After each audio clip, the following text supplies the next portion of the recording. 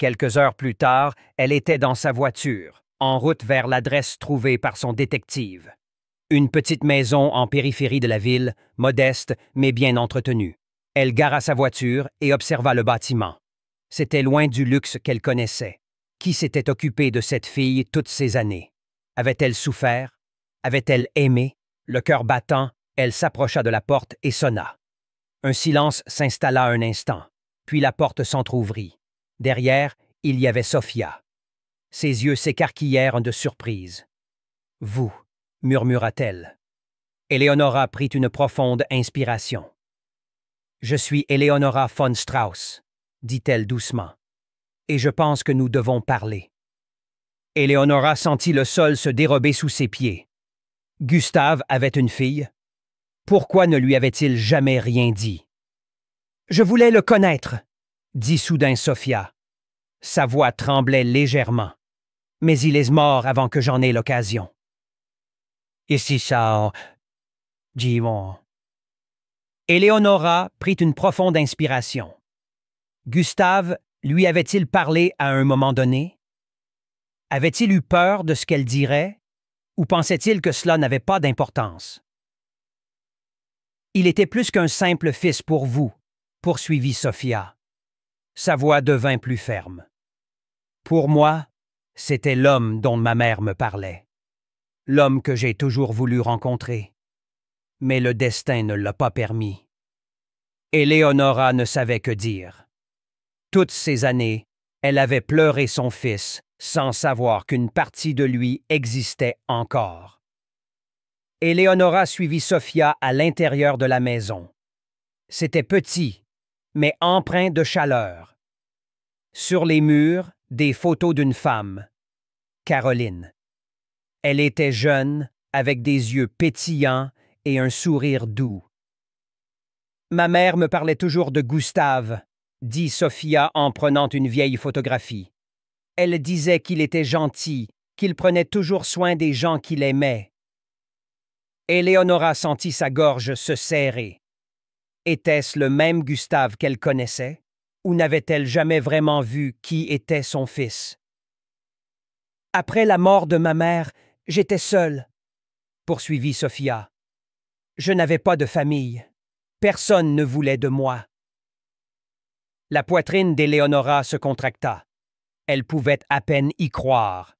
Toutes ces années, elle avait cru être la seule à avoir perdu quelqu'un. Mais Sophia avait perdu autant, peut-être même plus. Eleonora voulut dire quelque chose, mais Sophia la regarda avec un air scrutateur. « Pourquoi êtes-vous ici maintenant? » demanda-t-elle. « Où étiez-vous toutes ces années où j'étais seule? » Les mots frappèrent Eleonora comme un poignard. Elle n'avait pas de réponse. La vérité, c'était qu'elle n'avait jamais cherché. Elle s'était perdue dans son propre chagrin sans savoir que quelqu'un d'autre souffrait aussi. Sophia soupira et reposa la photo sur la table. « Vous pouvez partir maintenant, » dit-elle froidement. Eleonora ouvrit la bouche pour protester, mais se retint. Elle comprenait. Sophia avait le droit d'être en colère, mais elle ne partirait pas comme ça. « Je n'abandonnerai pas, » dit-elle doucement. « J'ai perdu mon fils. Je ne perdrai pas ma petite fille non plus. » Sophia ne se retourna pas. Mais alors qu'Eleonora se dirigeait vers la porte, elle entendit un murmure. « Prouvez-le. » Eleonora était assise dans sa villa luxueuse, entourée de silence. La rencontre avec Sophia avait réveillé en elle quelque chose qu'elle avait étouffé pendant des années. Le sentiment d'une solitude absolue. « Prouvez-le. » Les mots de Sophia résonnaient dans sa tête. Mais comment prouver à quelqu'un qu'on est sincère lorsqu'on a été absent pendant des années? Elle n'avait jamais été une femme qui s'attardait sur les incertitudes. Sa vie était faite de solutions. Elle prit donc son téléphone. « Faites livrer des fleurs à la maison de Sophia, » ordonna-t-elle à son assistante. Des lys blancs, Gustave les aimait.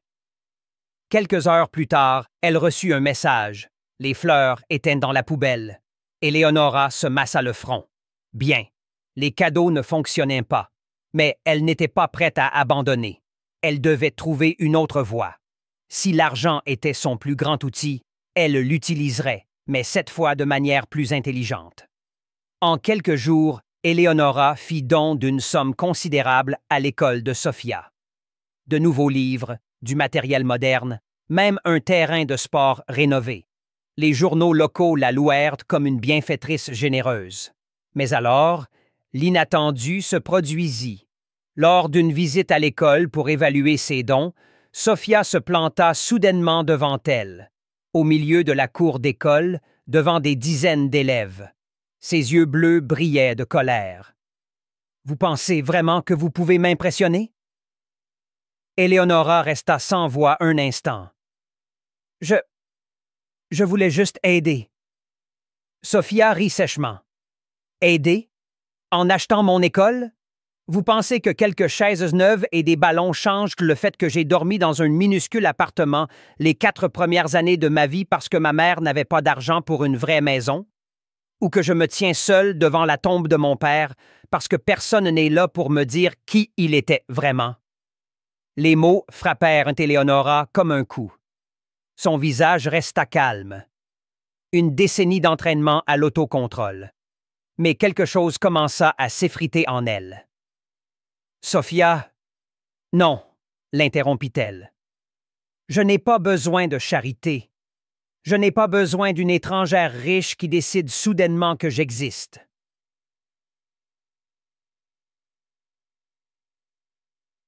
Elle se retourna et partit. Eleonora resta là, entourée des regards curieux des élèves qui avaient assisté à la scène. Pour la première fois de sa vie, elle se sentit totalement impuissante. Ce soir-là, Eleonora était assise dans son bureau, un verre de vin à la main, tandis que les lumières de la ville scintillaient à travers les fenêtres panoramiques. Un vieil album photo était posé sur le bureau. Ses doigts tremblaient légèrement lorsqu'elle l'ouvrit. Des photos de Gustave. Enfant, avec un sourire éclatant, adolescent, plein d'énergie. Sa dernière photo, la dernière image qu'elle avait de lui avant sa mort.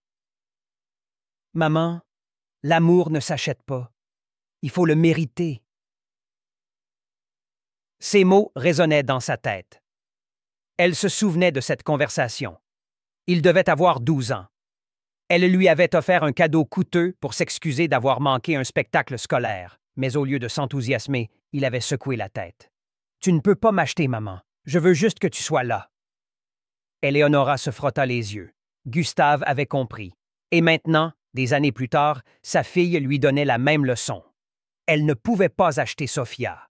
Elle devait essayer autrement. Le lendemain matin, Eleonora se tenait à nouveau devant la porte de Sophia. Cette fois, sans fleurs, sans cadeau, sans don. Elle leva la main et frappa. Un moment de silence, puis la porte s'ouvrit. Sophia la regarda avec suspicion.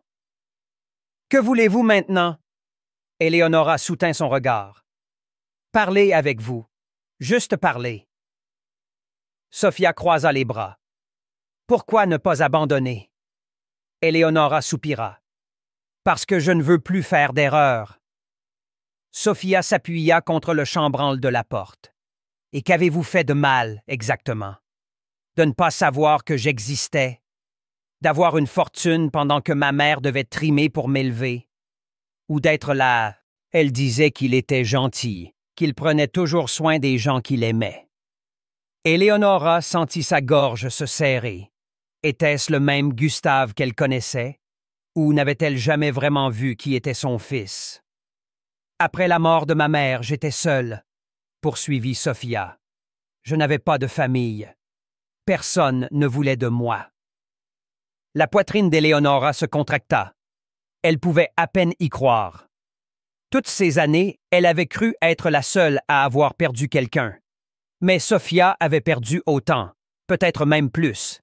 Eleonora voulut dire quelque chose, mais Sophia la regarda avec un air scrutateur. « Pourquoi êtes-vous ici maintenant? » demanda-t-elle. « Où étiez-vous toutes ces années où j'étais seule? » Les mots frappèrent Eleonora comme un poignard. Elle n'avait pas de réponse. La vérité, c'était qu'elle n'avait jamais cherché. Elle s'était perdue dans son propre chagrin sans savoir que quelqu'un d'autre souffrait aussi. Sophia soupira et reposa la photo sur la table. « Vous pouvez partir maintenant, » dit-elle froidement. Éléonora ouvrit la bouche pour protester, mais se retint. Elle comprenait. Sophia avait le droit d'être en colère, mais elle ne partirait pas comme ça. « Je n'abandonnerai pas, » dit-elle doucement. « J'ai perdu mon fils. Je ne perdrai pas ma petite fille non plus. » Sophia ne se retourna pas. Mais alors qu'Éléonora se dirigeait vers la porte, elle entendit un murmure. « Prouvez-le. » Éléonora était assise dans sa villa luxueuse, entourée de silence. La rencontre avec Sophia avait réveillé en elle quelque chose qu'elle avait étouffé pendant des années. Le sentiment d'une solitude absolue. Prouvez-le. Les mots de Sophia résonnaient dans sa tête. Mais comment prouver à quelqu'un qu'on est sincère lorsqu'on a été absent pendant des années? Elle n'avait jamais été une femme qui s'attardait sur les incertitudes. Sa vie était faite de solutions. Elle prit donc son téléphone. « Faites livrer des fleurs à la maison de Sophia », ordonna-t-elle à son assistante. « Des lys blancs. Gustave les aimait. » Quelques heures plus tard, elle reçut un message. Les fleurs étaient dans la poubelle. Éléonora se massa le front. Bien. Les cadeaux ne fonctionnaient pas. Mais elle n'était pas prête à abandonner. Elle devait trouver une autre voie. Si l'argent était son plus grand outil, elle l'utiliserait, mais cette fois de manière plus intelligente.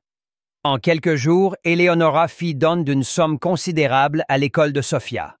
De nouveaux livres, du matériel moderne, même un terrain de sport rénové. Les journaux locaux la louèrent comme une bienfaitrice généreuse. Mais alors, l'inattendu se produisit.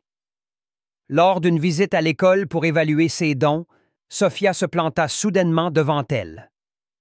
Au milieu de la cour d'école, devant des dizaines d'élèves.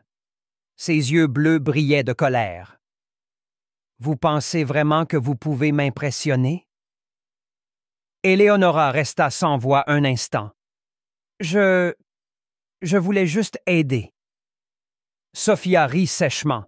« Aider? En achetant mon école? Vous pensez que quelques chaises neuves et des ballons changent le fait que j'ai dormi dans un minuscule appartement les 4 premières années de ma vie parce que ma mère n'avait pas d'argent pour une vraie maison? Ou que je me tiens seul devant la tombe de mon père parce que personne n'est là pour me dire qui il était vraiment? » Les mots frappèrent Éléonora comme un coup. Son visage resta calme. Une décennie d'entraînement à l'autocontrôle. Mais quelque chose commença à s'effriter en elle. « Sophia, non, » l'interrompit-elle. « Je n'ai pas besoin de charité. Je n'ai pas besoin d'une étrangère riche qui décide soudainement que j'existe. » Elle se retourna et partit. Éléonora resta là, entourée des regards curieux des élèves qui avaient assisté à la scène. Pour la première fois de sa vie, elle se sentit totalement impuissante. Ce soir-là, parce que vous cherchez à apaiser votre conscience? Chaque phrase touchait Éléonora en plein cœur, mais elle garda la tête haute. « Oui, » dit-elle enfin, « tout cela et bien plus encore. » Sophia cligna des yeux. Elle s'attendait à une autre réponse. Peut-être une défense. Peut-être un mensonge. Mais pas ça. « Je ne suis pas parfaite, Sophia, » poursuivit Éléonora. « J'ai fait des erreurs. Mais si tu me donnes une chance, j'aimerais commencer à faire les choses correctement. » Un long silence suivit. Puis, tout bas, presque inaudible, Sophia dit « Et si je ne veux pas vous donner cette chance? » Éléonora prit une profonde inspiration. « Alors je serai toujours là. J'attendrai. » Sophia la regarda longuement. Puis elle fit un pas de côté et laissa la porte s'ouvrir un peu plus. Alors entrez. Éléonora franchit prudemment le seuil, comme si elle traversait une frontière fragile qu'elle ne devait pas briser. Sophia était déjà assise sur un vieux canapé bien entretenu, les bras croisés, les yeux fixés sur Éléonora avec prudence. « Alors, que voulez-vous savoir? » demanda enfin la jeune fille. Éléonora s'assit soigneusement en face d'elle, sur une chaise. « Tout. » Sophia haussa un sourcil. « Tout? » Éléonora hocha la tête. « J'ai passé 10 ans à croire que j'avais tout perdu. Et maintenant, je vois que je n'ai jamais vraiment cherché. » Sophia resta silencieuse. Puis elle se leva brusquement et alla dans la petite cuisine. Quelques secondes plus tard, elle revint avec 2 tasses de thé fumantes et en posa une devant Éléonora. « Ma mère m'a appris à toujours être polie, » dit-elle froidement. « Alors voilà. » Ce n'était pas un moment chaleureux, pas de sourire, aucun signe que Sophia l'acceptait soudainement. Mais c'était un début. Les jours passèrent et Éléonora revint encore et encore, sans cadeau, sans grand geste. Elle parlait peu d'elle-même, écoutant plutôt lorsque Sophia parlait, bien que Sophia ne parlât pas souvent. Elle ne racontait que des fragments de son passé, comme si elle testait combien Éléonora pouvait en supporter. « Ma mère n'a jamais dit du mal de vous, » dit-elle un jour en tenant une tasse de cacao. « Elle parlait de moi? » demanda Éléonora avec prudence. Sophia hocha la tête. « Pas souvent, mais elle disait que vous et mon père viviez dans des mondes différents, qu'il l'aimait, mais qu'il avait peur que vous ne l'acceptiez jamais tel qu'il était. » Éléonora ferma les yeux un instant. Gustave avait eu peur, et elle l'avait effectivement souvent critiqué, non pas pour ses choix, mais parce qu'il ne correspondait pas à ce qu'elle avait prévu pour lui. « A-t-il eu une vie heureuse? » demanda-t-elle doucement. Sophia resta silencieuse longtemps, puis elle dit simplement « Il aurait pu être plus heureux. » Les mots d'Éléonora la frappèrent profondément. Par un après-midi pluvieux, Sophia entra dans le salon avec une petite boîte à chaussures. « J'ai trouvé quelque chose qui pourrait vous appartenir, » dit-elle, et Éléonora prit la boîte. Éléonora la saisit avec des mains tremblantes et souleva le couvercle. À l'intérieur se trouvait un vieux carnet. La couverture était usée, les pages légèrement jaunies. Elle feuilleta avec précaution et tressaillit en reconnaissant l'écriture de Gustave. C'étaient des lettres qu'il n'avait jamais envoyées. À elle. La gorge sèche, Éléonora commença à lire. « Chère maman, j'aimerais pouvoir te dire combien tu me manques, mais j'ai peur que tu ne veuilles pas l'entendre. »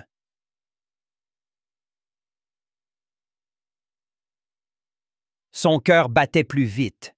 Elle continua à lire page après page sur ses inquiétudes, ses espoirs, ses doutes. Et puis, sur la dernière page, une phrase qui la brisa complètement. « Si tu veux un jour me comprendre, trouve Sophia. Elle est mon cœur, même si tu ne l'as jamais su. » Les mains d'Éléonora tremblaient. Des larmes emplirent ses yeux. Gustave lui avait laissé cela. Une dernière requête. Éléonora resta assise, silencieuse pendant longtemps.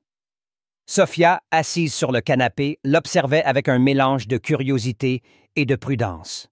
« Je ne savais pas qu'il avait écrit ça, » dit enfin Sophia tout bas. Éléonora respira profondément. « Moi non plus. » Un silence inconfortable s'installa. Puis Sophia dit, hésitante, « Il m'a toujours fait savoir que j'étais aimée. Mais c'était difficile sans lui. » Éléonora la regarda. « Je suis désolée, Sophia. » Sophia haussa les épaules. Les mots ne changent rien. Éléonora hocha lentement la tête. « Non, ils ne changent rien. Mais peut-être que je peux le prouver par des actions. » Sophia la dévisagea. comme si elle évaluait son sérieux. Puis elle dit finalement « Alors, tenez-y vous ». Éléonora savait qu'elles n'étaient pas soudainement une famille parfaite.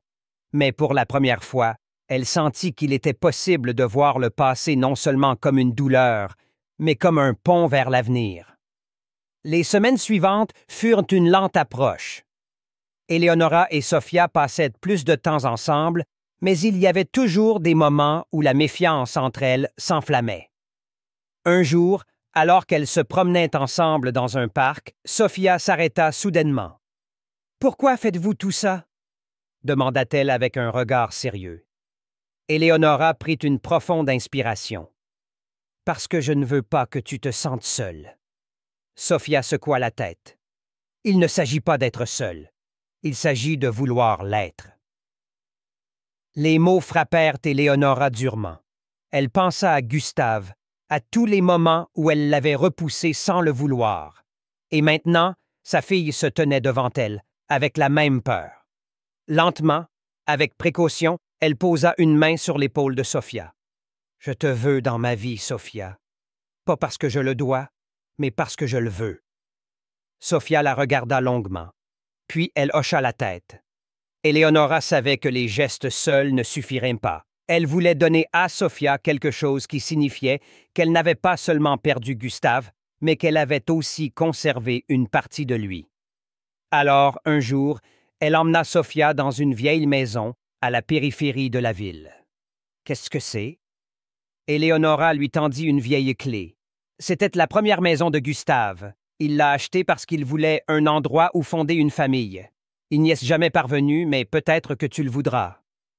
Sophia la regarda, sans voix. « Vous me donnez la maison? » Éléonora hocha la tête. « Elle appartient à la famille. Elle t'appartient. » Sophia tourna lentement la clé dans ses mains. Puis, très doucement, elle dit « Il aurait voulu ça, n'est-ce pas? » Éléonora déglutit difficilement. « Oui, il l'aurait voulu. » Par un frais après-midi de dimanche, Éléonora et Sophia se tenaient devant la tombe de Gustave. « Je me suis si souvent demandé ce que j'aurais pu te dire, Gustave, » murmura Éléonora. « Mais maintenant, je comprends que tu m'as toujours laissé une réponse. » Sophia s'approcha de la pierre tombale et y déposa délicatement un lys blanc. « J'aurais aimé te connaître, » dit-elle doucement. Éléonora passa son bras autour d'elle. C'était un moment prudent, inhabituel, mais il semblait juste. « Je pense que nous l'aimions tous les deux à notre manière, » dit-elle. Sophia la regarda. Et puis, après toutes ces semaines, tous ces combats et malentendus, quelque chose se produisit qu'Éléonora n'avait pas prévu. Sophia s'appuya légèrement contre elle. Pas beaucoup, juste un contact, mais c'était suffisant. Alors qu'elles quittaient le cimetière ensemble, Éléonora savait qu'elle n'avait pas seulement dit adieu à Gustave, elle avait enfin trouvé quelqu'un pour qui il valait la peine de continuer.